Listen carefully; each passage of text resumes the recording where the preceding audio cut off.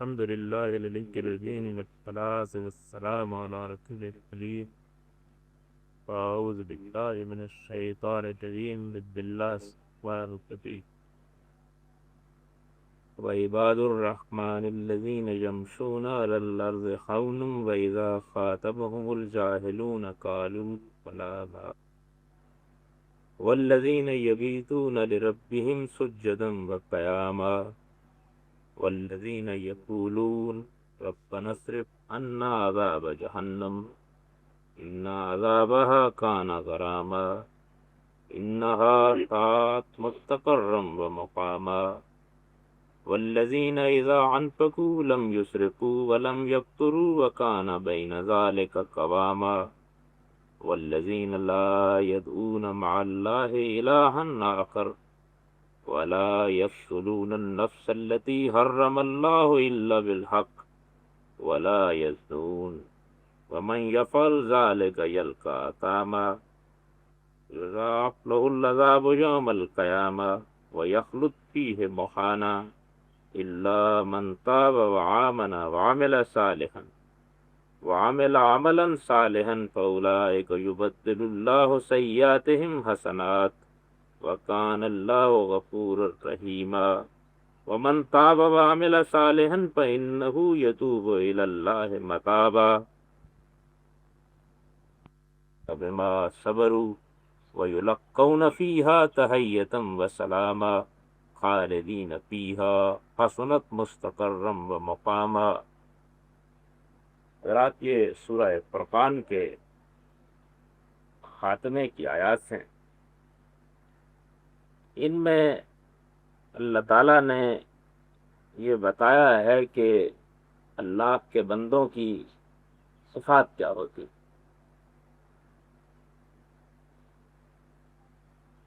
ارشاد ہوا ہے کہ وَعِبَادُ الرَّحْمَٰنِ الَّذِينَ يَمْشُونَ عَلَى الْأَرْضِ هَوْنًا وَإِذَا خَاطَبَهُمُ الْجَاهِلُونَ قَالُوا سَلَامًا. جو لوگ رحمان کے بندے ہیں، جنہوں نے یہ فیصلہ کر لیا ہے کہ اس زمین پر وہ آپ سے آپ نہیں آ گئے، ان کو کسی نے بھیجا ہے اور وہ اس کے بھیجنے ہی سے زمین پر آئے. ان کے کردار اور ان کی سیرت میں کبھی تکبر نہیں ہوتا. پہلی بات یہ ارشاد کرتے ہیں. تکبر در حقیقت وہ چیز ہے کہ جو تمام تر خوبیوں کو ختم کر دے. اگر کوئی انسان اپنے بارے میں کسی غلط فہمی کا شکار ہے اور وہ دوسروں کو اپنے مقابلے میں حقیر سمجھتا ہے، تو آپ یہ سمجھ لیجئے کہ اس نے انسانیت کے مجتمع ہونے کی بنیاد ہی کو ختم کر دی. جب تک باہمی احترام، اپنی ذات کے بارے میں عجز کا رویہ نہیں ہوگا، اس وقت تک دو آدمیوں کو بھی آپ ملا نہیں. معاشرہ در حقیقت اسی اصول پر وجود میں آتا ہے کہ ہر فرد یہ محسوس کرے کہ اس کے اندر خامیاں ہیں اور دوسروں کے اندر خوبی ہے. جب صورت یہ پیدا ہو جائے کہ آدمی کو اپنی کوئی خامی نظر نہ آئے، وہ اپنی آنکھ کے شتیر کو بھی اہمیت نہ دے اور دوسروں کی آنکھ کا تنکا بھی اس کو شتیر محسوس ہو، تو آپ کسی معاشرے کی صحیح خطوط پر تعمیر نہیں کر سکتے. یہ تو خیر اس کا معاشرتی پہلو. حقیقت کے لحاظ سے دیکھیے تو تب بھی یہ معلوم ہوتا ہے کہ انسان کی زمین کے اوپر کیا حیثیت. وہ جتنا چاہے اپنے آپ کو بڑا کرے، لیکن واقعہ یہ ہے کہ اس سے زیادہ عاجز کوئی مخلوق نہیں. اس کا آنا اپنی مرضی سے نہیں ہے، اس کا جانا اپنی مرضی سے نہیں. وہ جو کام کرتا ہے اس میں خود اس کے اپنے معاملات بعض اوقات ایسی صورت اختیار کر لیتے ہیں کہ اس کی بے بسی دیکھنے کی ہوتی ہے. وہ کتنے منصوبے بناتا ہے، لیکن کتنے ہیں کہ جو ان میں سے براتے ہیں. کتنی آرزویں کرتا ہے اور کتنی ہیں کہ جو ان میں سے پوری ہوتی ہیں. واقعہ یہ ہے کہ انسان اگر اسی چیز پر نگاہ کرے تو وہ کبھی دوسروں کو حقیر نہیں سمجھ سکتا، اپنے آپ کو تکبر میں مبتلا نہیں کر سکتا. اللہ تعالیٰ نے اپنے بندوں کی سب سے پہلی صفت یہی بیان کی ہے کہ الذین یمشون علی الارض ہونا واذا خاطبهم الجاہلون قالوا سلاما، کہ رحمان کے بندے جب زمین پر چلتے ہیں تو ان کی چال یہ بتا رہی ہوتی ہے کہ یہ رحمان کی طرف، اس میں کوئی اکڑ، کوئی تبختر، کوئی دوسروں کے لیے حقارت، کوئی اپنے آپ کو بڑا سمجھنے کا احساس نمایاں نہیں۔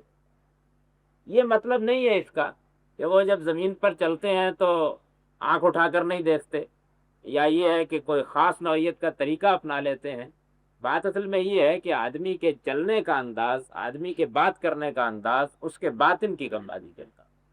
اگر اس کے باطن میں اللہ کا خوف ہے، اللہ کی خشیت ہے، وہ اپنے آپ کو زمین پر کسی کے سامنے جواب دہ سمجھتا ہے، تو پھر اس کے چلنے کا انداز آپ سے آپ فطری طور پر ایسا ہوتا ہے کہ آپ اس کو دیکھ کر یہ نہیں کہہ سکتے کہ یہ کوئی تکبر کرنے والا آدمی چلا جا رہا ہے، بلکہ ایک متواضع ہستی کا تصور آتا ہے جو غیر معمولی عجز کے ساتھ اپنے آپ کو خدا کی زمین پر چلانے کی کوشش کرتا ہے۔ اس کے بعد یہ فرمایا کہ وَإِذَا خَاطَبَهُمُ الْجَاهِلُونَ قَالُوا سَلَامًا۔ اس دنیا کی زندگی میں ان کو بارہا یہ مسئلہ پیش آتا ہے کہ کوئی بات ان کو کہنی ہے، کوئی بات ان کو منوانی ہے، کوئی نقطہ نظر پیش کرنا ہے، ان کی کوئی رائے ہو سکتی ہے، وہ لوگوں کو دین بتانے کے لیے نکل سکتے ہیں، اور ان سب معاملات میں ایسے لوگوں سے واسطہ پڑ سکتا ہے کہ جو بات کو سنجیدگی سے نہ سنیں، غور نہ کریں، جو جہالت پر اتر آئیں، آگے سے ایسی باتیں کرنا شروع کر دیں کہ جن باتوں کا جواب دے کر آدمی اپنے آپ ہی کو رسوا کرتا ہے، اس سے کوئی فائدہ حاصل نہیں ہوتا۔ اس موقع پر اگر تو وہ یہ سمجھتے ہوں کہ ہمارا کام خیر خواہی ہے، ہماری حد یہی ہے کہ ہم نے دوسرے کو ایک بات سمجھانا چاہی، سمجھا دی، ہمارا فرض پورا ہو گیا، اس سے بڑھ کر ہماری کوئی ذمہ داری نہیں ہے، تو پھر اس سے لازمی طور پر یہ کردار وجود میں آتا ہے کہ وہ الجھتے نہیں، دوسروں کا گریبان نہیں پکڑتے، ان کے منہ میں کف نہیں بھراتا، وہ معمولی اختلافات پر دوسرے کو کافر و مشرک نہیں قرار دیتے، بلکہ ان کی کوشش یہ ہوتی ہے کہ اپنی بات سمجھائیں، اپنا نقطہ نظر واضح کریں، کسی کے دل میں اگر بات اتر جاتی ہے تو بہت اچھی بات ہے، اور اگر کوئی آدمی ان کی بات پر توجہ نہیں کرتا تو پھر اس کے بعد قالوا السلام، وہ صاحب سلامت کہہ کے شائستگی کے ساتھ اپنی راہ لے، کبھی اپنے حدود سے تجاوز نہیں کرتے۔ آپ اگر غور کیجئے تو ہماری روزمرہ کی زندگی میں بہت سے فساد اس لیے پیدا ہوتے ہیں کہ ہم اپنی حدود کا احساس نہیں کرتے۔ ایک کام ہم کو پاؤ بھر کرنا ہوتا ہے، ہم سیر بھر کرتے ہیں، ایک کام ہم کو سیر بھر کرنا ہوتا ہے، ہم پاؤ بھر بھی نہیں کرتے۔ جس جگہ پر ہمیں اپنے اختیار کو استعمال کرنا ہوتا ہے وہاں ہم کرتے نہیں ہیں، جس جگہ نہیں کرنا ہوتا اس میں حدود سے تجاوز کر جاتے ہیں۔ کسی کو کوئی بات سمجھاتے وقت ہم یہ کبھی خیال نہیں کرتے کہ اس کے بھی کوئی جذبات ہو سکتے ہیں، اس کے کوئی احساسات ہو سکتے ہیں، ہمیں شائستگی کے ساتھ اپنا نقطہ نظر بیان کرنا چاہیے۔ اختلاف کے موقع پر ہم یہ جانتے ہی نہیں کہ اس کے آداب کیا ہیں۔ ہمارا حال یہ ہوتا ہے کہ ہمارے ہاں ہر اختلاف مخالفت اور اناج سے شروع ہوتا ہے۔ ہمیں جو ہی محسوس ہوتا ہے کہ کسی آدمی کی رائے ہماری رائے سے مختلف ہے تو پھر آستین چڑھانے سے ہمیں کوئی چیز نہیں روک سکتی۔ قرآن مجید نے اللہ کے بندوں کا جو وصف بتایا ہے وہ یہ ہے کہ وہ اپنی بات کہتے ہیں، اپنا نقطہ نظر بیان کرتے ہیں، عام معاملات میں، میاں اور بیوی کے معاملات ہوں، ماں اور بیٹے کے معاملات ہوں، گھر در کی عمومی ذمہ داریوں کا مسئلہ ہو، وہ کوئی لیڈر ہوں اور دوسروں کو بات سمجھانا چاہتے ہوں، وہ دین کی بات دوسروں کے تک پہنچانا چاہتے ہوں، وہ لوگوں کو کوئی خیر کی دعوت دینا چاہتے ہوں، کوئی بھی مسئلہ ہو، ان کا طریقہ یہ ہوتا ہے کہ وہ اپنی بات کہتے ہیں، دلیل کے ساتھ کہتے ہیں، شائستگی کے ساتھ کہتے ہیں۔ اپنی بات کہنے کے بعد اگر یہ محسوس کریں کہ دوسرا جہالت پر اتر آیا ہے تو پھر صاحب سلامت کہہ کے اپنی راہ لیتے ہیں، اپنی منزل کو کبھی پھوٹا نہیں کرتے۔ ان کا مزاج یہ ہوتا ہے کہ اگر وہ محسوس کر لیں کہ ایک کانٹا خامخواہ الجھنے کی کوشش کر رہا ہے تو وہ اپنے دامن کا اتنا حصہ پھاڑ کر اس کانٹے کے حوالے کر دیتے ہیں کہ تم اس سے الجھتے رہو، ہم اپنی راہ لیتے ہیں۔ اس مزاج کے ساتھ خدا کے بندے خدا کی زمین پر چلتے ہیں۔ تو فرمایا وَإِذَا خَاطَبَهُمُ الْجَاهِلُونَ قَالُوا سَلَامًا، یعنی ان کا مزاج اور ان کی طبیعت یہ ہوتی ہے۔ آپ اندازہ کیجئے کہ ان اوصاف کو آپ سنیے اور یہ دیکھیے کہ ایک مومن کی حیثیت سے ایک شخص کا کردار اور اس کی سیرت کیا ہونی چاہیے، اور ہمارے ہاں مذہبی لوگوں میں، دین کے علمبرداروں میں بھی ان میں سے کتنی صفات ہیں کہ جو فلوا کے پائی جاتی۔ ہر مسلمان اصلاً ایک مذہبی ہے، جب اس نے یہ مان لیا کہ وہ محمد صلی اللہ علیہ وسلم کو اللہ کا رسول سمجھتا ہے تو اس کے بعد ظاہر بات ہے کہ پھر وہ کوئی سرکشی کا رویہ نہیں اختیار کر سکتا۔ اس کا کام یہ ہے کہ وہ بات کو سمجھے، اس پر عمل پیرا ہونے کی کوشش کرے۔ لیکن دین کا صحیح تصور اگر نگاہ میں نہ ہو تو بعض اوقات آدمی بہت سے کام کرتا رہتا ہے جو اپنانے کی چیزیں ان کو نہیں اپناتا۔ اس میں یہ بتایا گیا ہے کہ اللہ کے بندوں کا کردار اور ان کی صفات کیا ہوتی ہیں۔ آپ یہ دیکھیے، ہمارے ہاں مذہبی جھگڑے، ہمارے ہاں دینی فسادات، ہمارے یہاں مسجدوں کے مناقشے، ہمارے یہاں علماء کے باہمی مخالفتیں کیوں وجود میں آتی؟ ہم آداب کا احساس نہیں کرتے۔ ہمارے یہاں یہ چیز ہی نہیں ہوتی کہ بات کہاں تک کہنی ہے اور کہاں خاموشی اختیار کرنی ہے، ہماری ذمہ داری کتنی ہے اور کتنی ہماری ذمہ داری نہیں۔ ہم اپنی حدود سے تجاوز کرتے ہیں۔ فرض کر لیجئے کہ آپ محسوس کرتے ہیں کہ ایک شخص کی رائے صحیح نہیں، تو آپ دلیل کے ساتھ بیان کر دیجئے کہ میرے خیال میں آپ کی رائے میں یہ غلطی ہے۔ اس سے آگے بڑھ کر کوئی فتویٰ دینا، کوئی لازماً کسی کو مجبور کرنے کی کوشش کرنا، ظاہر ہے کہ یہ وہ چیز ہے کہ جب معاشرے کے اندر پیدا ہو جائے گی تو دوسرا بھی عزت نفس کا تحفظ کرنے پر آ جائے گا، پھر گالی گلوچ بھی ہوگی، پھر بری بلی باتیں بھی ہوں گی، پھر ہر چیز کا دامن تار تار ہو جائے گا۔ کسی شخص کو آپ کسی قاعدے ضابطے میں نہیں رکھ سکتے۔ اب اس کے بعد یہ کہا کہ یہ تو وہ ان کی زندگی ہے کہ جو تم شب و روز میں دیکھتے ہو، یعنی وہ دنیا کے اندر ایک نہایت ہی عاجز بندے کی حیثیت سے زندگی بسر کرتے ہیں، اپنی بات پورے اعتماد کے ساتھ کہتے ہیں، کسی دوسرے کو حقیر نہیں سمجھتے، اپنا نقطہ نظر بیان کرنے پہ اکتفا کرتے ہیں۔ جب بھی کوئی معاملہ پیش آتا ہے ہمیشہ یہ کوشش کرتے ہیں کہ شائستگی کے ساتھ اپنی بات کہیں اور اس کے بعد اپنی راہ لیں، اور ان کی راتیں والذین یبیتون لربہم سجدا وقیاما، ان کی راتیں اپنے پروردگار کے حضور میں سجدہ کرتے اور قیام کرتے ہوئے گزرتی۔ ظاہر بات ہے کہ یہ چیز جب تک بندہ مومن کے اندر نہیں ہوگی اس کے دن میں روشنی نہیں آ سکتی۔ رات اگر کسی آدمی نے اپنی تاریک کر لی ہے تو اس کا دن بھی تاریک ہے۔ اسی وجہ سے یہ ایک بالکل قطعی بات ہے کہ جب تک کوئی خدا کا بندہ رات کی تاریکیوں میں اپنے رب سے اپنا تعلق استوار نہیں کرتا، جس وقت اس کو کوئی نہیں دیکھ رہا ہوتا اس وقت وہ اپنا سر اپنے مالک کے سامنے نہیں ڈالتا، جب دنیا ساری سوئی ہوئی ہوتی ہے اس وقت جاگ کر نہیں اٹھتا، تو اس کا مطلب یہ ہے کہ اس نے اپنے دل کی صفائی کا صحیح احساس نہیں۔ یہ جو رات کے وقت اٹھنا ہے اور رات وقت اٹھ کر اپنے رب کو یاد کرنا ہے، یہ در حقیقت یوں سمجھ لیجئے کہ آدمی میں اخلاص پیدا کرنے کا ایک کیمیا نسخہ۔ ہم جتنے بھی عبادات کرتے ہیں اپنے رب کو بھی یاد کرتے ہیں، اس میں بہت کچھ ریا کے عناصر شامل ہو جاتے ہیں۔ بہت سے مواقع کے اوپر آدمی محسوس کرتا ہے کہ اس نے کچھ دل کی آمادگی کے ساتھ یہ کام نہیں کیا، لیکن رات کی عبادت وہ واحد عبادت ہے کہ جو جب وجود میں آئے گی کامل اخلاص کے ساتھ ہوگی۔ بہرحال وہ وقت ہوتا ہے کہ جس میں انسان یہ محسوس کرتا ہے کہ یا آسمان کے تارے اسے دیکھ رہے ہیں یا شب کی تاریکی اسے دیکھ رہی ہے یا اس کا پروردگار اسے دیکھ رہا ہے۔ اس صورتحال میں وہ اپنے رب کے سامنے کھڑا ہوتا ہے۔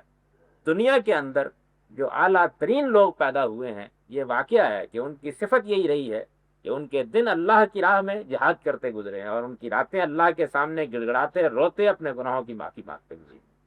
یہ جذبہ و احساس عام آدمی میں بھی ہونا چاہیے اور سب سے بڑھ کر لیڈروں کے اندر ہونا چاہیے۔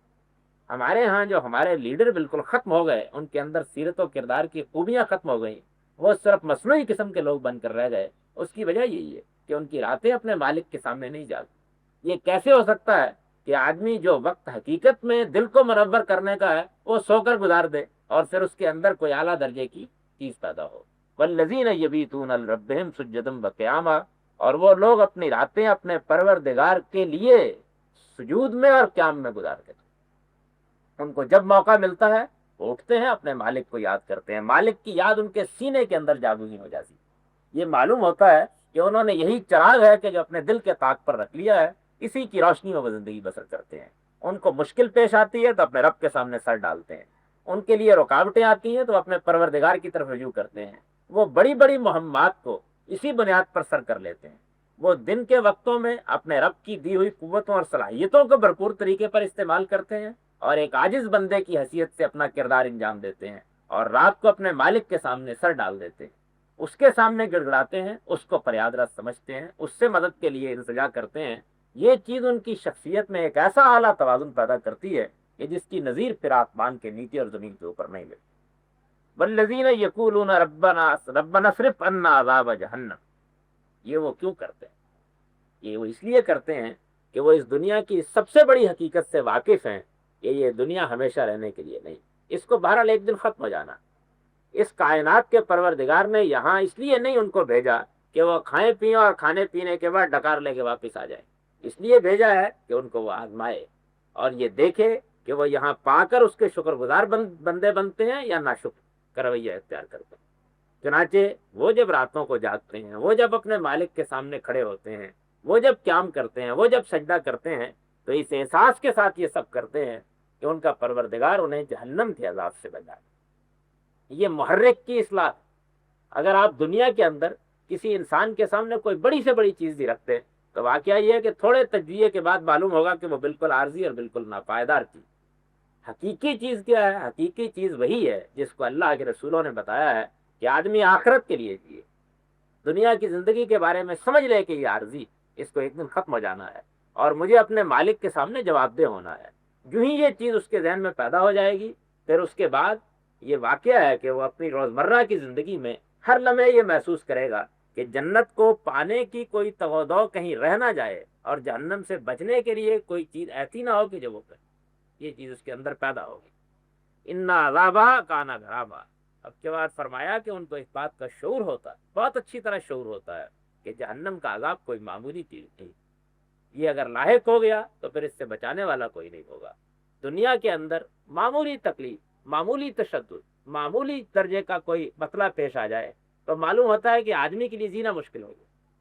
یہ حقیقت ہے کہ آپ دنیا میں کسی بڑے سے بڑے آدمی کو جو بہت اینٹتا ہو، بہت تکبر کا اظہار کرتا ہو، کوئی بات سننے کے لیے تیار نہ ہو، کسی حقیقی خطرے سے آگاہ کرتے، اس کے بعد وہ اپنی سٹی بھول جائے گا، ساری دانشوری ختم ہو کر رہ جائے گی، بات سننے کے لیے فوراً تیار ہو جائے گا. مسئلہ صرف یہ ہے کہ اس کائنات کے پروردگار نے امتحان یہ کیا ہے کہ ایک بہت بڑی حقیقت جو آگے پیش آنے والی ہے اس کو ہماری نگاہوں سے اوجھل کر دیں، کیونکہ وہ سامنے نظر نہیں آتی. آدمی سمجھتا ہے کہ وہ ٹالے رکھے گا، لیکن میں عرض کرتا ہوں آپ سے کہ آدمی اس معاملے میں شبہ میں مبتلا ہو سکتا ہے کہ آگے کیا ہوگا. کیا یہ واقعہ نہیں ہے کہ اس دنیا کے اندر سب سے بڑی حقیقت بہت، ہم اس دنیا میں جب آنکھ کھولتے ہیں تو یہ جانتے ہیں کہ جو ہم سے پہلے تھے وہ چلے گئے، اور یہ دیکھتے ہیں کہ جو اب ہیں وہ آہستہ آہستہ جا رہے ہیں، اور اس معاملے میں ہمیں کوئی شبہ نہیں ہوتا کہ ایک دن ہم کو بھی رخصت ہو جائے. تو ایک عاقل آدمی تو بہرحال غور کرتا ہے کہ رخصت ہو جانا ہے تو کہاں جانا ہے. اور اگر وہ یہ بات جان لیتا ہے کہ دنیا کے نظام کا تقاضا یہی ہے کہ اس کائنات کا پروردگار ایک یوم عدل قائم کرے اور اس دن وہ نیکوکاروں کو ان کے انجام تک پہنچائے اور بدکاروں کو ان کے انجام تک پہنچائے، تو پھر یہ ہو نہیں سکتا کہ وہ جہنم کے معاملے میں بے خوف ہو کر بیٹھا. قرآن مجید نے ایک دوسرے مقام پر بہت خوبی کے ساتھ انسان کے اس غور و فکر کو بیان کیا ہے. وہ یہ کہتا ہے کہ خدا کے بندے جب کائنات میں غور کرتے ہیں تو وہ اس نتیجے پر پہنچ جاتے ہیں کہ یہ دنیا یوں ہی نہیں بنی، اس کا کوئی مقصد ہے. وہ کہتے ہیں، کائنات پر غور کر کے یہ کہتے ہیں کہ ربنا ما خلقت ھذا باطلا، ہمارے پروردگار آپ نے اس کو عبث نہیں بنایا، یہ کھیل نہیں ہے، اس کو بہرحال ایک نتیجے پر پہنچنا. اور یہ حقیقت ہے کہ آدمی جب اس کائنات پر غور کرے گا، دیانتداری کے ساتھ غور کرے گا، تو وہ اسی نتیجے پر پہنچے گا کہ یہ بے مقصد نہیں. قرآن مجید کہتا ہے کہ جب وہ یہ نتیجہ نکال لیتے ہیں کہ یہ بے مقصد نہیں ہے، تو پھر یہ بات بھی ان پر واضح ہو جاتی ہے کہ اس کائنات کا پروردگار اس سے پاک ہے کہ وہ کوئی کھیل کھیلے. وہ تو جو کام کرے گا اپنی حکمت کے تحت کرے گا، کسی مقصد کے لیے کرے گا، کسی غائب کے لیے کرے گا. تو وہ کہتے ہیں کہ سبحانک، اے پروردگار تو پاک ہے، اس سے پاک ہے کہ تو کوئی کام عبث کرے، تو کوئی کام باطل کرے. تو جو کام بھی کرتا ہے غیر معمولی حکمت کے ساتھ کسی نتیجے کو نکالنے کے لیے کرتا ہے. تیری حکمتوں کا تو اس دنیا میں شمار کرنا مشکل ہے، اور معلوم نہیں اس کے کیا پہلو ہیں کہ جو آگے ہمارے سامنے آئیں گے. یہ وہ احساس کرتے ہیں، اور جب احساس کرتے ہیں تو آپ اس نتیجے پر پہنچ جاتے ہیں کہ اگر وہ واقعی صاحب حکمت ہے اور اگر اس نے کوئی کام بے مقصد نہیں کیا تو پھر یہ کیسے ہو سکتا ہے کہ وہ مظلوم کو اور ظالم کو ایک جگہ کر دے؟ یہ کیسے ہو سکتا ہے کہ وہ نیکی کی دعوت دینے والوں کو اور بدی کے علمبرداروں کو ایک جگہ کر دے؟ یہ کیسے ہو سکتا ہے کہ وہ دنیا میں خیر و امن کے علمبرداروں کو اور دنیا کو فساد کے کنارے پہنچانے والوں کو ایک جیسا کرے؟ یہ تو نہیں ہو سکتا. اگر یہ نہیں ہو سکتا تو پھر بہرحال وہ ایک دن لائے گا کہ جس دن وہ سارے معاملات کو انجام تک پہنچائے گا. تو قرآن کہتا ہے کہ پھر وہ کہتے ہیں کہ فقنا عذاب النار، پروردگار یہ حقیقت ہے کہ وہ آگ کا عذاب ہوگا اور ہم اس سے بچنے کے لیے آپ سے دعا کر تمنا کر سکیں. یہی بات یہاں ارشاد فرمائی کہ وہ یہ کہتے ہیں کہ پروردگار جہنم کے عذاب سے ہمیں بچا لے، بے شک تیرا عذاب بڑی چٹی، اگر کسی کو یہ پڑ گئی تو پھر وہ اس سے اپنے آپ کو نکال نہیں سکے. یہ وہ چیز ہے کہ جو ایک بار لاحق ہو گئی تو کوئی آدمی بھی اس سے اپنے آپ کو بچا نہیں سکے گا. یہ جرمانہ وہ ہے اور یہ وہ تاوان ہے کہ کسی پر عائد ہو گیا تو اس سے بچنے کی کوئی راہ نہیں ہوگی. انہا ساعت مستقرم و مقامہ، یہ ان کے شعور کو بیان کیا ہے کہ وہ یہ جانتے ہوتے ہیں کہ یہ کوئی معمولی جگہ نہیں. کوئی آدمی یہ نہیں سوچ سکتا کہ چلیے 2 دن ہم وہاں سیر و سفری کر لیں گے.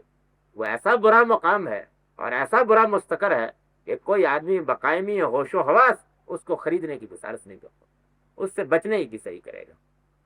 والذین اذا انفقوا لم یسرفوا ولم یقتروا وکان بین ذلک قواما۔ اب یہ فرمایا کہ اس جہنم سے بچنے والے اپنی زندگی کس طریقے سے بسر کرتے ہیں۔ پہلے ان کا وہ کردار بیان کیا جو دوسروں کے لیے سامنے آتا ہے، اب وہ کردار بیان کیا جا رہا ہے جو ان کی اپنی ذات میں وجود پذیر ہوتا ہے۔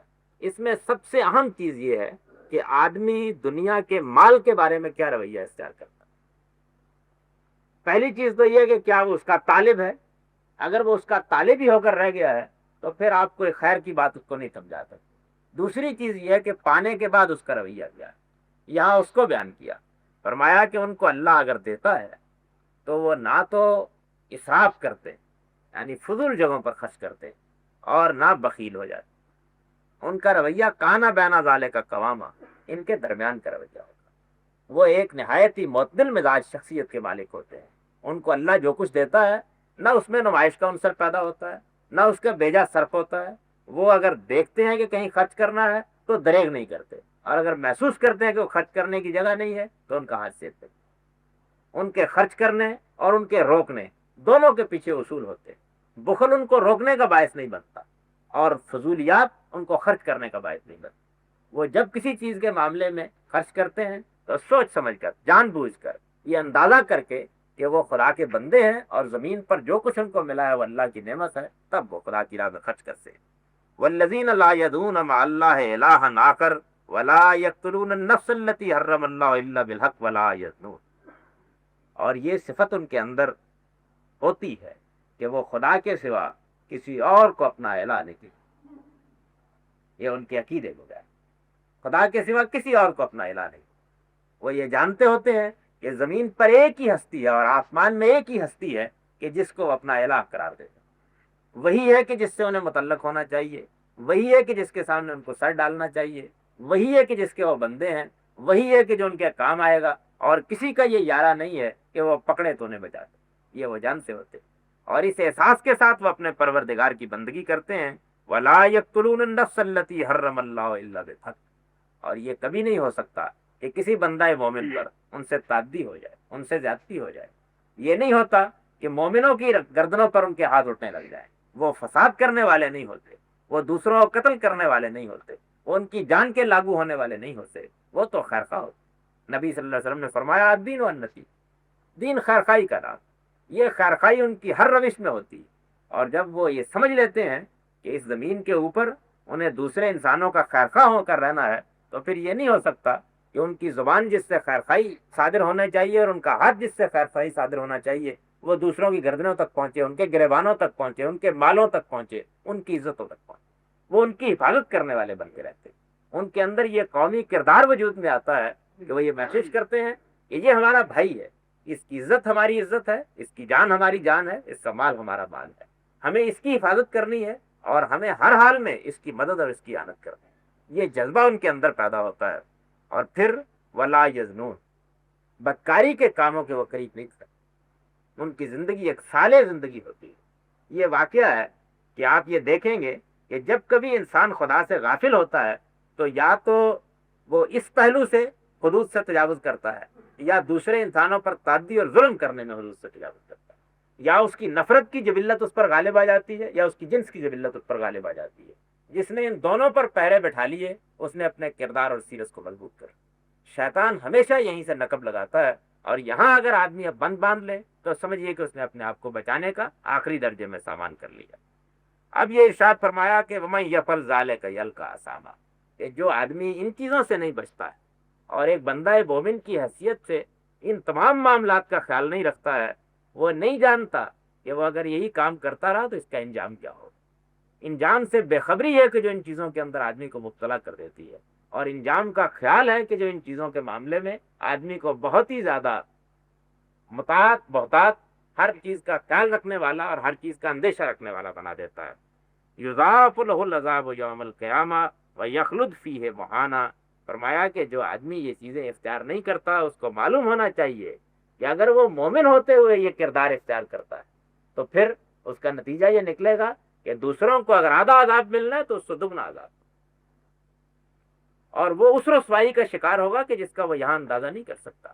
اس نے ایک عہد کیا، اس کے تقاضے پورے نہیں، اس نے ایک بات زبان سے کہی لیکن اس کے مطابق عمل کر کے نہیں دکھایا، اس نے اپنے وجود میں ایمان کا تخم بویا لیکن کبھی اس کی کاشت پر دانت نہیں کی، اور نتیجہ اس کا یہ نکلا کہ وہ بالکل بےمانی ہو کر رہ گیا۔ الا من تاب وآمن وعمل عملا صالحا فاولئک یبدل اللہ سیئاتہم حسنات۔ اب اس کے اندر سے ایک رحمت کا پہلو کہ اگر کوئی بندہ ہے مومن یہ کام کرتا رہا ہے، ان چیزوں میں پڑا رہا ہے، اس نے غلط روش اختیار کیے رکھی ہے، لیکن وہ اب رجوع کر لے، وہ اللہ کی ہدایت کو پانے کے بعد نیک اعمال کو اپنا لیتا ہے، وہ اپنے ایمان کو تازہ کر لیتا ہے، تو پھر اللہ تعالیٰ اس کی پرانی برائیوں کو بھی دیکھنے میں مدد۔ اگر اس نے ایک مرتبہ اپنے پروردگار کی طرف اپنے آپ کو لگا دیا تو یوں سمجھ لیجئے کہ وہ توبہ کرنے والوں کو سینے سے لگانے میں سب سے زیادہ بہتر، بعضا 100 بار اگر توبہ شکستی بعضا، لیکن شرط یہ ہے کہ آدمی اخلاص کے ساتھ کی جانے کے لیے ہے۔ اگر کوئی آدمی سرکشی کے ساتھ زندگی بسر کرتا ہے، اللہ کی ہر حد کو توڑتا ہے، تو پہلے یہ ارشاد فرما دیا کہ وہ یہ سمجھ لے کہ وہ ہمیشہ ہمیشہ کی رسوائی کا شکار ہو جائے گا۔ لیکن اگر وہ بہت کچھ کرنے کے بعد بھی کسی وقت نصیحت حاصل کر لیتا ہے، جب بات واضح ہو جاتی ہے تو پھر اس کی طرف رجوع کرتا ہے، ایمان کو زندہ کرتا ہے اپنے سینے میں، نیک عمل کو اختیار کرتا ہے، تو اللہ کا وعدہ یہ ہے کہ فاولئک یبدل اللہ سیئاتہم حسنات، اللہ ان کی برائیوں کو بھی نیک میں بدل دے۔ وکان اللہ غفور الرحیم، اور اس میں کوئی شبہ نہیں کہ اللہ نے آزمائش تو کی ہے، امتحان تو لیا ہے، لیکن وہ بڑی مغفرت فرمانے والے اور بڑا رحم کرنے والے ہیں، بشرطے کہ آدمی اپنے آپ کو ان کی مغفرت اور ان کی رحمت کا مستحق بنا۔